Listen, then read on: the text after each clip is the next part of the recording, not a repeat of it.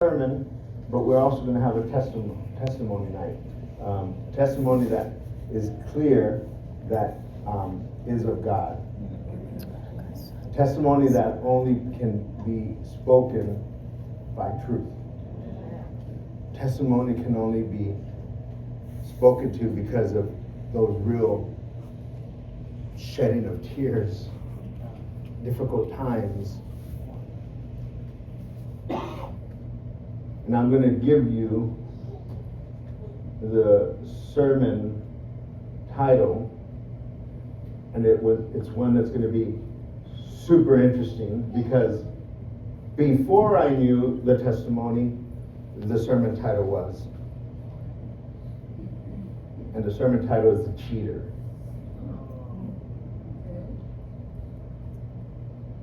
It's going to take a couple forms before you see the end of it.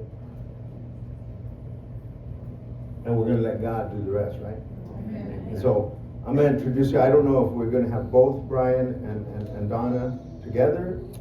Do you need just Brian? Brian came to, I'm going to let him tell you his story. Welcome, Brian. Thank you.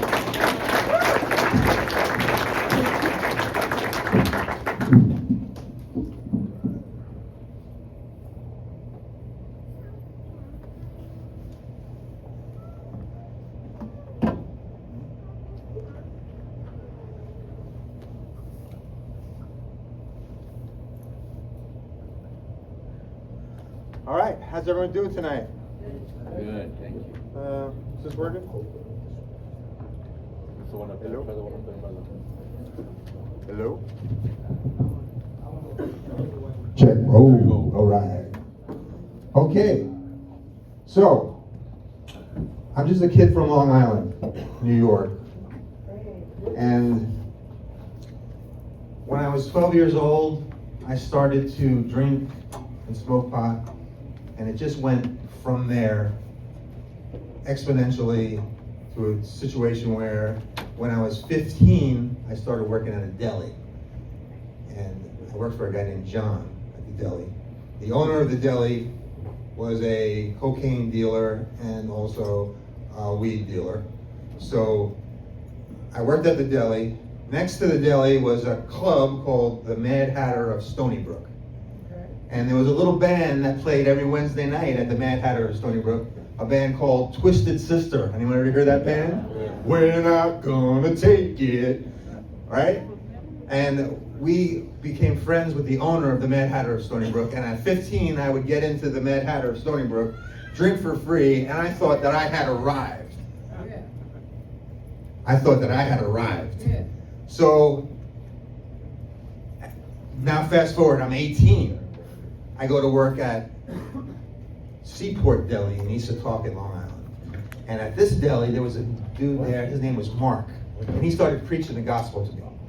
And I was like, talk to the hand, man, talk to the hand. A year preaching the gospel to me. And the gospel started to penetrate my heart. You know? It was like everywhere I looked, there was a church. You know, it was like, God, God, God, God. It was like I couldn't get away from him. It was everything. It was just... And finally, after a year, I broke down. I was in my car. I said, Jesus, I need you. Lord, change my life. And I was radically saved, delivered from drugs, alcohol. I rejected my life. I rejected my friends. I ended up going to Bible college a year later. Christ for the Nations Institute of Biblical Studies on Long Island in Stony Brook, happened to be a Bible college there. You know, go figure. Like in my backyard, there's a Bible college. I signed up, I went to the school, I lived there, you know, on campus. You know, and God was just moving. It was just amazing. It was like, you know, and it was just a phenomenal, phenomenal time where the word was in me. It was a 3-year program. The third year was an internship at my church. Then the second half was a mission trip. I went to Jamaica. I thought that I had died and gone to heaven. I was in Jamaica at Caribbean Christ for the Nations Institute.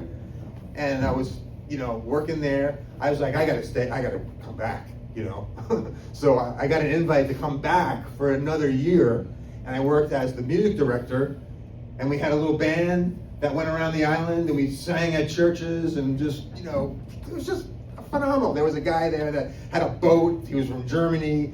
A friend of mine, we used to go down there and on his boat, and it was just, I was living like the dream. Until it was like, I got what was called island fever. It's like where you get stir crazy. I had to get back home. It was like, I just had to get back home. It was obsessed. I had to get home. So I went home. I went home, and I immediately enrolled at Lee College to get my bachelor's degree. That was in December of 1989. January of 1989, I started Lee College. I graduated in December of 91, right?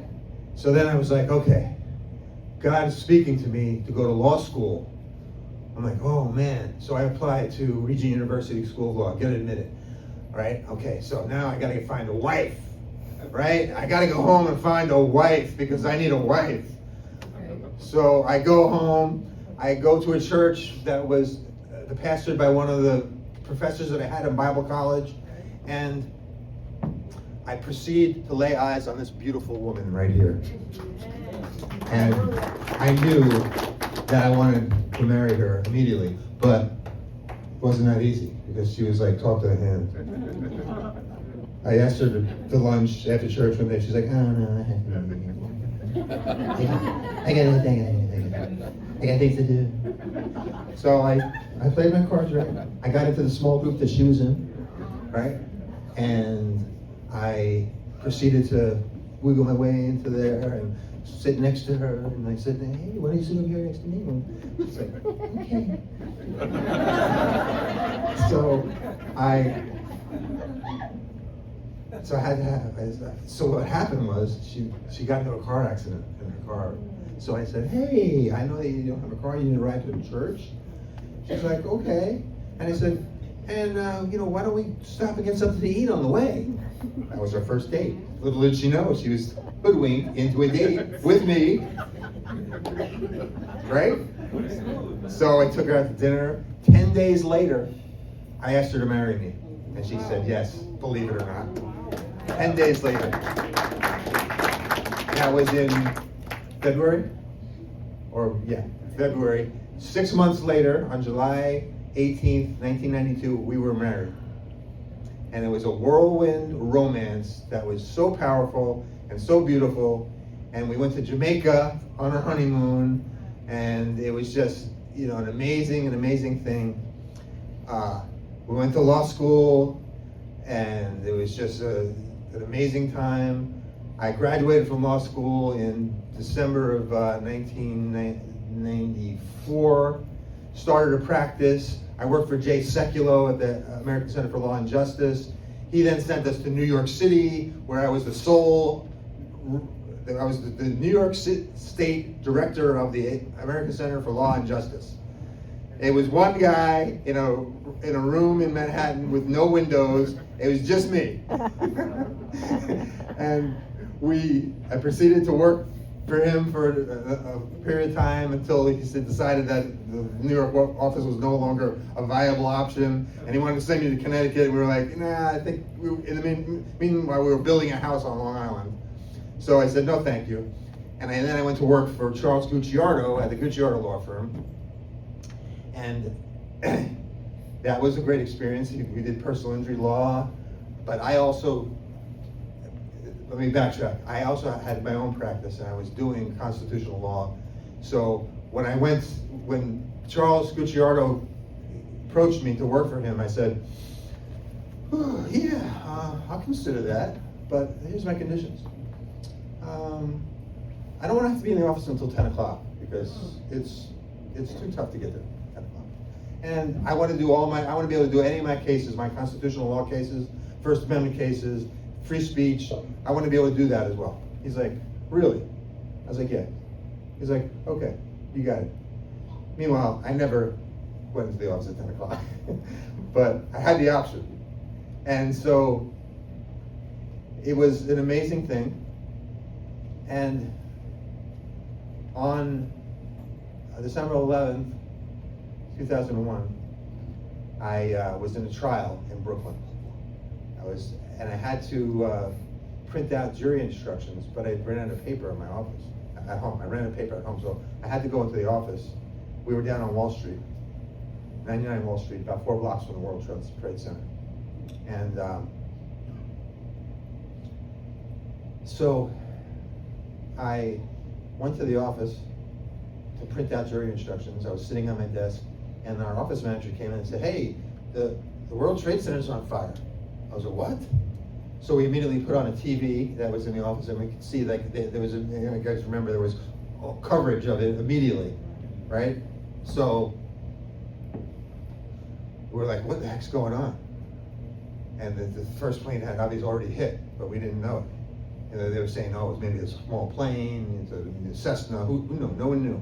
But then the second plane hit, and our building shook like, yeah, the windows like, it was like. And before that, prior to the second, I opened the window, and it was like a ticker tape parade coming down, and I literally grabbed a piece of paper out of the air that came off somebody's desk on the World Trade Center. But then when the second plane hit, the window shook, and it was like, and it was a total whiteout, and we were like, "We gotta get out of here, man." So we went down to the ground level, and it was like a whiteout. And we walked down to the end of Wall Street, and it was like, you know, there was a pier at the end of Wall Street, and they were handing out masks. There happened to be a hospital ship that was docked there, right? And so,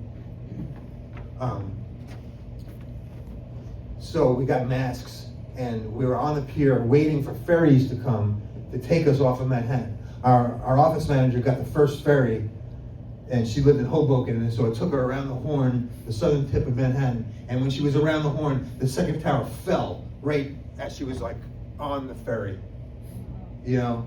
And then we waited there for hours. And when the second tower came down, there was this black cloud of smoke that came rolling over me. And it was like, but there was this wind. It was a wind from the south that blew up the river and blew the smoke away. It was just like, it was like the wind of God blowing the smoke off the pier. So it didn't consume me, but I felt, I saw a black cloud, like I was like, this is it, I'm done. But it was an amazing thing. And so what happened was, ultimately a fast ferry came, right? This ferries that take the rich people from the North Shore of Long Island down to Wall Street. It was like this hydrofoil, it was like, you know, and like we escaped from New York. I went home, and it was just, you know, I went back to work a week later. Everything was stinking, smelling. It was just, you know, a major, like, just disaster area, you know. But life went on. I ended up, let me fast forward to 2006. In 2006, I was approached, well, in 2005, I was approached by an attorney at Alliance Defense Fund, which is another Christian organization that handles First Amendment cases and so forth. And I was in a conference in London. They said, "Would you consider working for us?" And I was like, "Well, yeah, I'm going to have a practice and everything, so I have to wind it down." And so I did. And we moved in 2006 to Arizona to work for Alliance Defense Fund. And so during that period of time, I began to open the door to things that I should not have opened the door to. Drinking, drugs. I mean, I started to go back to my old ways. And it was slow at first, and then it progressed. And so I started working at Alliance Defense Fund, and I was living a double life. It got to the point where I was, you know, I would go to the airport, I would start drinking, I would have meetings the next morning, I would drink all night, and then I became unfaithful to my wife at the same time. So I was living this double life. I would go travel, I would live like the devil, and then I would come home, and then I would be like the loving husband, father, but I was completely like in another world. I was just living like, I don't know. I can't even describe the state of my mental, just the things that I was doing was completely inconsistent with my faith. And at some point, I rejected my faith. I rejected God. It led to our divorce. My wife and I were divorced in 2014. And I went into a major tailspin, into utter and complete darkness. Utter and complete darkness. I lost everything. I lost every relationship. I lost my marriage. I lost my relationship with my kids. I lost my law license. I lost everything. I was living with a woman and I couldn't get out of my own way. I was drinking 1.75 liter bottle of vodka every day with her. I drank like 90% of it. She drank like 10% of it. Every morning there would be this much left. I would, just steady myself. And then, at some point, she was a widower, right? And so she had a certain amount of money that we proceeded to burn through. And I'm not proud of that. So I ended up, helping her burn through the money that she had to the point where her house was foreclosed on. And, she had to go and stay with another guy, basically to take care of her. So in December of 2016, I was at the point where I had nowhere to go. I had no prospect, no hope for the future. I had nothing. And my wife, ex-wife at the time, Donna, secured a place for me here at the Dream Center. In December of 2016, I went into the Dream Center. And the night before I went to the Dream Center, I was drinking. That was a Thursday night. Friday, I didn't drink, but I felt like crap on Friday morning. I went to bed here for the first time on Friday night. I woke up Saturday morning. I had zero ill effect from alcohol. I had no withdrawal. I had nothing. God had completely and utterly delivered me of any effect. Alcohol, smoking, it was just everything you could think of, and I did not feel like the power of the Holy Spirit. I just knew that I had to submit myself to the program and walk it out. I had to walk it out. So that's what I did. And I walked it out. And then Donna and I began to speak in February of 2017. She wrote me a letter. And I was like, she's like, I love you. I was like, I love you too. But she didn't mean it that way. She was like, I love you, And so that began our journey of reconciliation and restoration.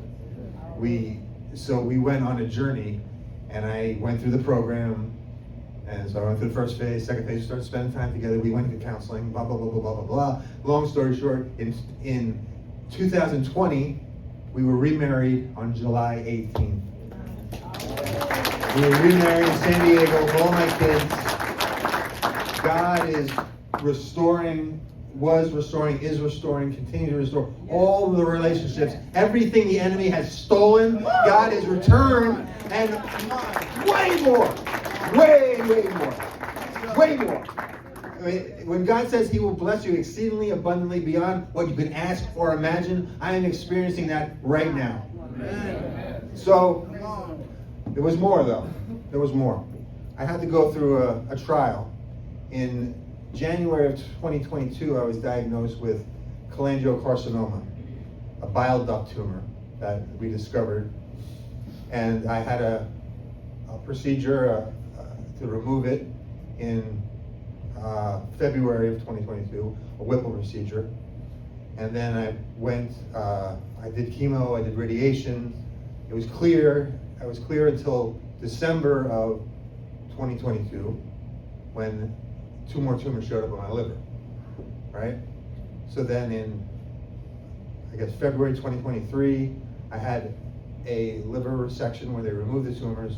I proceeded to have a post-op infection that I battled for 3 months, where they put drains in, they gave me an IV, they would do blah, blah, blah, blah, back and forth, and then it turns out that they couldn't get to the infection, right? So in April of 2023, I had to have a liver debridement, where they just go in and they scrape it out, and that did the trick. So I got past that. Then I was able to start chemotherapy. Yay. And so I did chemotherapy from April to September of 2023. And then I was clean. Nothing, right? Until June of this year, when I was diagnosed with another tumor, basically in my lymph node. I had that removed. When they removed the tumor, they did the pathological report. It was negative. And they could identify the one that it was because there was a scar on the tumor, right? So we know that they got the right one, but it was negative. I'm like, oh, thank God, I'm healed. Woo, yeah, hallelujah, right? Healed. Okay, so then the doc says, okay, well, let's don't jump to any conclusions, right? Okay, not gonna jump to any conclusions. So he said, well, let's wait a month, let the inflammation go down, and we'll do another CAT scan. They did that. It was inconclusive. They were going to go in and take more lymph nodes out. I was like, oh, no, wait a second. So we did a PET scan, right? This is about a month and a half ago. The PET scan showed multiple tumors now. Now I've got multiple tumors. Like, it's not even like they can't even count how many they have. Multiple. One's in down the wall. Multiple tumors coming up in the PET scan. The doc's like, look, there's nothing we could do. You can't have surgery. You can't go in there and start pulling everything out. This doesn't work like that. All we can do is put you on chemo. And it only works maybe, 1/3 of the time. It'll do anything. And then, it's not a cure. There's no cure here. Okay, how long do I have, doc? Maybe 1 or 2 years. Okay. All right. So let's do my blood cancer marker was 1,700. Right, about a month ago. After a month of chemo, it went from 1,700 to 300. I'm like, wow, that's amazing. The doctor was like, that's fantastic. It's working. It's working. Well, who's working? God is working. Man can't do anything. I can submit to all the medical procedures in the world, but unless God does it, it's not going to happen. Right? So now we go to Colorado just like a few days ago, last week, and I wake up on a Saturday, and all of a sudden I get extreme abdominal pain. We go to the emergency room. It turns out that my intestines, when they do the Whipple procedure, they reattach your intestines in a different way. Where they attached it, it was leaking, right? And they're like, you got to go to the hospital because you could die from this. I'm like, yeah, all right, we'll go to the hospital. I go to the hospital at University of Colorado Hospital. It's like, the hospital is like a med spa. It's like a 5-star hotel. I'm like, holy moly, this place is incredible. They have an oncology unit. Everything is like, they're like, yeah, Mr. Ram, blah, blah, blah. And so they did a CAT scan in the emergency room that showed the tear. They did one that night with contrast, right? So when we got there, they did one. We didn't find out the results the next day. The next day, we find out the results. The doc says, yeah, whatever happened, it healed up. It's healed. I'm like, okay, all right. I said, did the CAT scan show any tumors? Because you know that I was diagnosed with stage 4 cholangiocarcinoma like a month ago. He's like, no. We didn't see any tumors on the CAT scan. Didn't show any tumors. To this day, I have not been able to get a copy of that report. My doctor's supposed to be getting it.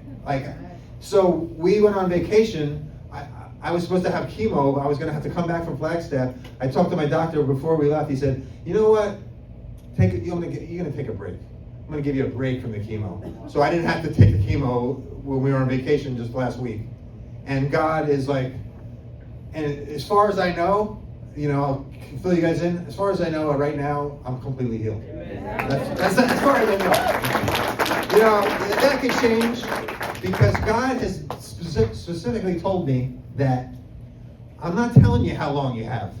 So this next year, I'm going to live my life as if it could be my last year. As if it could be my last year, because it might be. Because God's not saying, God doesn't give any of us a guarantee of how long we have. Right? Nobody has a guarantee. Nobody knows. You could walk out and get smacked down at any moment. So, but I asked God, I said, God, can I have 10 years? Give me 10 years. You know, in 10 years I can do everything that I want to do, and I'll have lived a long life. But God's not saying how long I have.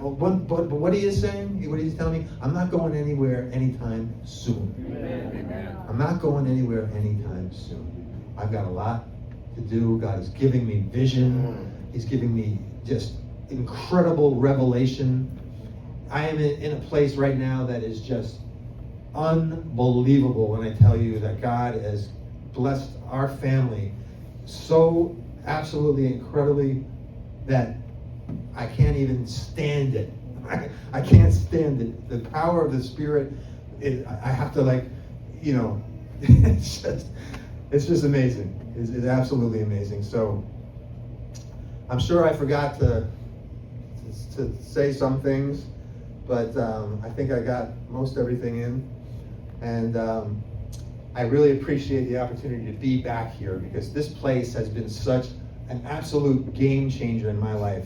I went through this program and God absolutely, positively put everything in place. Amen. You know, the first job I had was at Chase Field, working at a concession stand in the program.